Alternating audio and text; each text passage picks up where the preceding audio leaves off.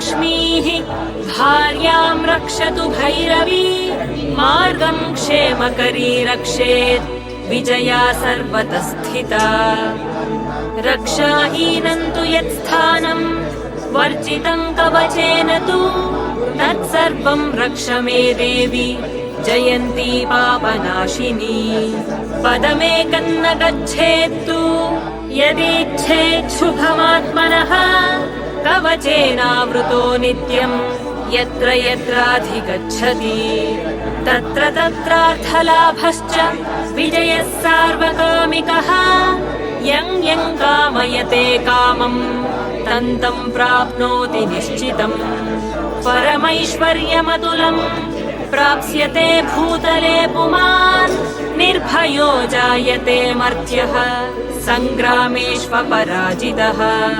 त्रैलोक्ये